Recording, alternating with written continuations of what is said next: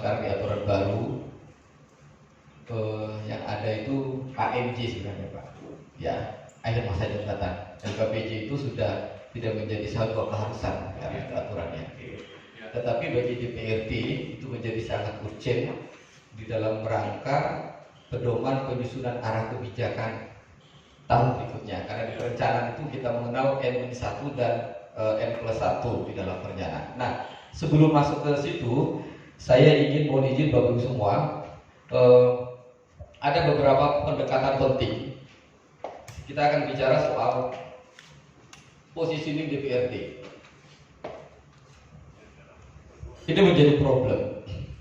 Beberapa waktu lalu saya diundang oleh Dirjen masuk dalam diskusi berkaitan dengan instruksi Mendagri terkait berakhirnya kurang lebih 101 kepala daerah masa jabatan kepala daerah ya di tahun 2022 ini per tanggal 22 Mei ya kurang lebih ada 101 kepala daerah. Artinya ketika kepala daerah itu berakhir, maka secara bersamaan RPJMD beliau itu adalah berakhir.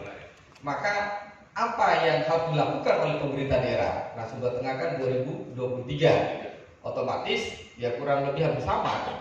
Maka di tahun 2023 besok, pemerintah daerah bersama DPRD Kabupaten Sumba Tengah harus menyusun namanya RPD istilahnya sekarang, bukan RPJMD lagi. Namanya Rencana Pembangunan Daerah. Ya, jadi tidak lagi mengenal istilah RPJMD. Pedomannya tetap sama, tetapi kemudian agak berbeda. Kalau kita membuka Permendagri 86 ya tahun 2018 tentang pedoman penyusunan perencanaan pembangunan daerah. Ya, itu menjadi dasar di dalam penyusunan RPJMD. RPD ini disusun ya bersama-sama dengan DPRD. Nah, ini yang uniknya. Kita ketahui bahwa DPRD hari ini posisi sebagai unsur penyelenggara pemerintah daerah. Ini yang membuat DPRD ini seperti macan ompong bukannya. Berbeda dengan DPRD Undang-Undang 2299, kuat betul dan bahkan bisa melakukan impeachment terhadap kepala daerah. Lalu kemudian prosesnya ya, lahir Undang-Undang 32, DPRD dikurangi kewenangannya, ya, perannya secara politik. Bahkan di Undang-Undang 23 menyebutkan DPRD itu sebagai unsur penyelenggara pemerintah daerah. Jadi teori tentang trias politika itu sudah kabur di DPRD. Apa yang bisa dilihat salah satu yang paling nyata adalah kalau dulu namanya Badan Legislasi Daerah, sekarang namanya Badan Pembentukan Peraturan Daerah. Semakin di teknokratis administratif jadinya. Kalau dulu kuat Badan Legislasi, kalau di daerah Bapemperda. Itu apakah hanya sekedar merubah nomenklatur dari Balegda ke Bapemperda? Bukan. Ya. Di situ mengatur soal kewenangan yang dimiliki oleh DPRD.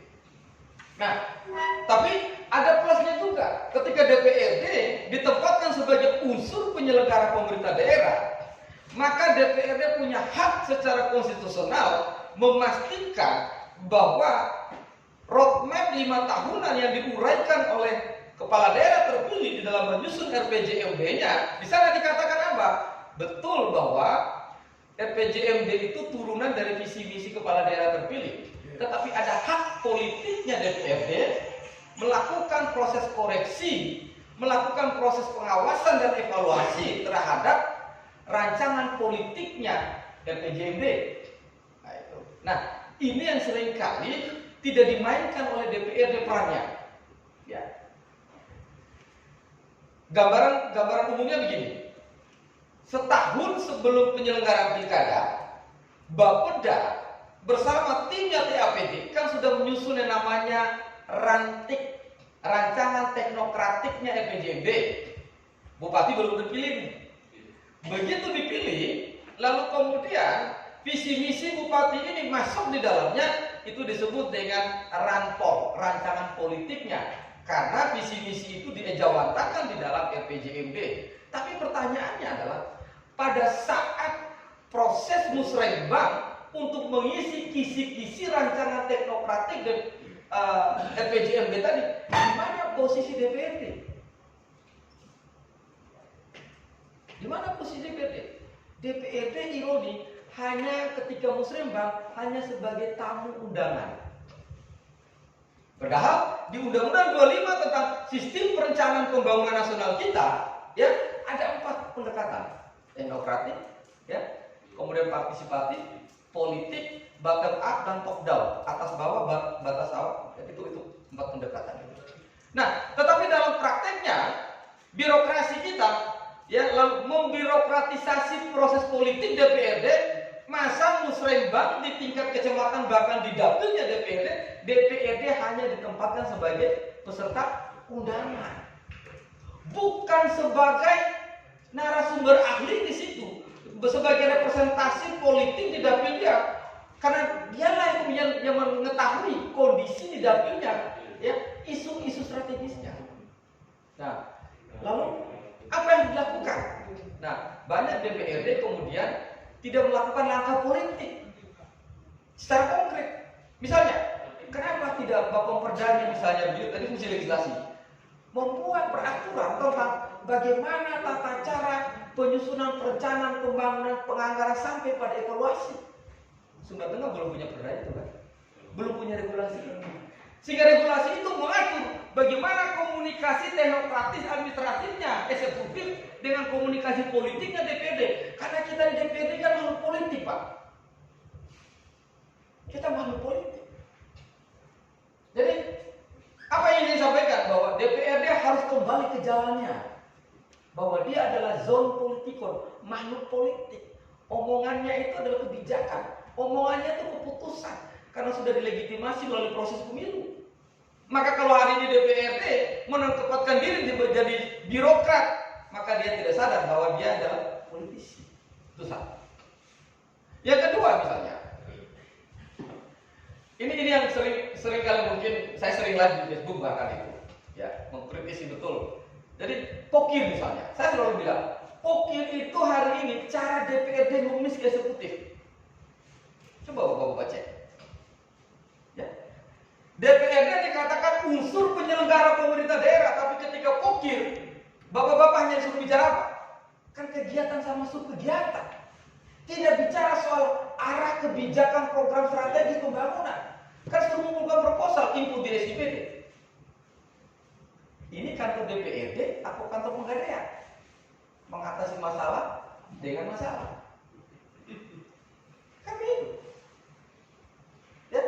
Jadi unsur penyelenggara pemerintah DPRD bersama eksekutif itu harus mewujudkan visi misi, tidak ada lagi oposisi sebenarnya di situ, karena sudah dikunci dalam sebagai unsur penyelenggara. Bagaimana mencapai visi pembangunan daerah yang sudah diuraikan di dalam RPJMD-nya, yang RPJMD itu kan diperdakan. Siapa yang mengesahkan perda RPJMD? Bupati sama DPRD. Prosesnya komplit di situ. Proses administrasi dan proses politiknya. Yang lebih melegitimasi perda RPJMD siapa? DPRD. Ini yang maksud saya, peran-peran penting yang kemudian terus kita advokasi agar DPRD kembali ke jalannya, bahwa dia sebagai institusi politik.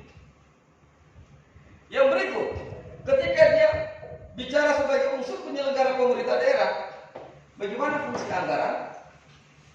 Ini fungsi legislasi, ini fungsi pengawasan.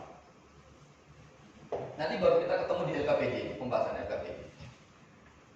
Anggaran. Di dalam perencanaan kita, bahwa anggaran tahun depan disusun N-1 runway-nya. Ya. Jadi untuk 2023 teman-teman di eksekutif hari ini di APD, mereka sudah menyusun apa yang akan kita lakukan di tahun anggaran 2023. Sudah susun. Tapi pernahkah waktu proses penyusunan yang namanya rancangan teknokratis, DPRD memanggil di dalam mekanisme RDP berbasis pada komisi-komisi DPRD untuk menanyakan, DAPD, eksekutif, saya ingin tahu rumusan rancangan teknokratikmu untuk 2023 itu mana bahannya? Kan tidak pernah dilakukan DPRD. Tiba-tiba ketemunya di forum mana? Forum Bangga. Pembahasan apa? Kuah PPAS. Waktunya limit, dihabiskan oleh kunker, konsultasi, gak ada waktu. bagaimana kita mau melihat kualitas perencanaan kita sementara hanya ketemunya di forum bakat yang time limitnya cuma 2-3 hari untuk membahas 1 tahun depan. Itu mission invisible. Lalu di ranting inilah kita akan mengukur bagaimana kinerja birokrasi kita, kinerja para pimpinan-pimpinan OPD. Disinilah fungsi strategisnya AKD, komisi. Karena komisi itu membagi habis dengan mitranya di OPD. Itu keren di sini. Setelah ranting, ini DPD harus ikut sampai ke Ranbak. Rancangan awal ini sudah mengacu kepada apa? Oh, tahun sebelumnya LHPBPK, LKPJ, evaluasi dia harus masuk mana target RPJMD yang belum tercapai. Sudah muat di sini, Bapak. Ya. Maka apa pertanyaan-pertanyaan penting yang harus diajukan ketika di masing-masing komisi RDP-nya memanggil seluruh mitra eksekutifnya, mitra OPD-nya tadi. Pertanyaan pertama, apa isu strategis? Nah, satu, isu strategis OPD yang dirumuskan masing-masing OPD. Misal, Dinas Pertanian, contoh, Komisi 2 ya? Komisi 2. Komisi 2 tanya, saya ingin tahu rumusan isu strategis yang disusun oleh Dinas Pertanian untuk tahun 2023 apa? Berdasarkan existing kondisi real yang terjadi hari ini. Apa isu strategisnya? Ingat, paradigma pengelolaan keuangan negara kita hari ini apa? Money follow program. Bukan lagi berdasarkan penyerapan. Money follow function. Setelah isu strategis, ya pastikan apa kondisi real di sini. Kenapa pertanyaan ini penting diajukan? Menghindari bahwa namanya ranting teknokrasi banget kan konsep itu. Menghindari terjadinya copy paste program sebelumnya tanpa ada evaluasi. Padahal setiap tahun BPK melakukan LHP. Ya. Tapi apakah rekomendasi LHP BPK kemudian langsung dieksekusi? Tidak. Coba lihat, coba buka setiap tahun lampirannya LHP BPK itu kan item bahkan digit 0, sekian rupiah aja di stabilo sama BPK. Ya, kondisi real. Yang berikut, ya, isu strategis kondisi real, apa arah kebijakannya? Keempat, apa PSD-nya? Program strategisnya Sumbar Tengah itu apa? Ini saya titip 4 pertanyaan kalau mau RDP dengan OPD. Nanti dulu bahas soal TTB meletak ini dulu. Lalu yang terakhir, tak titip tanyanya BPK. Capaian terhadap program tahun sebelumnya. Apa saja yang tercapai dan tidak tercapai? Ketika dia tidak tercapai, faktornya apa? Ini kan penting. Ini dikupas habis pada saat pembahasan Ranbal. Karena Ranbal inilah yang kemudian menjadi rancangan untuk penyusunan RKPD. Kenapa? Tidak mungkin kita DPRD itu akan mendalami RKPD bersama eksekutif. Nggak ada forumnya itu, Pak. Nggak ada forumnya. Boleh cari itu undang-undang, perda, permen, nggak ada. Maka forum politik adalah disiasati dengan RDP tadi untuk kenalan dulu. Begitu masing-masing, misalnya saya di komisi 2, bidang pertanian, pariwisata, pendapatan dan lain-lain misalnya begitu, ya. Saya punya target. Oh, isu strategis hari ini, ya gagal panen dan lain-lain misalnya begitu ya. Harga anjlok, pupuk, kelangkaan pupuk, kemudian petani miskin, irigasi anjlok, dan sebagainya. Ya. Kondisi realnya, apa kondisi real? Memahami kondisi yang betul-betul terjadi, kita mapping. Oh, saya DPRD kan politisi, saya di dapilnya anak kalah, misalnya begitu. Maka yang dalam komunikasi politik internal komisi berdasarkan dapil, kondisi real per dapil itu yang diperjuangkan. Kenapa demikian? Karena pada saat musrembang, bapak-bapak semua kan tidak diundang, hanya undang sebagai tamu peserta. Musrembang itu akhirnya apa? Sekedar forum pengukuran kewajiban, sosialisasi program kegiatan sudah ada. Padahal namanya musyawarah rencana pembangunan daerah. musyawarah rencana pembangunan kecamatan, di mana kita harusnya bottom up, dari bawah aspirasi itu baru rumuskan. Bahwa di forum musrembang itu yang dipaparkan adalah isu strategis, arah kebijakan, program, rancangan program.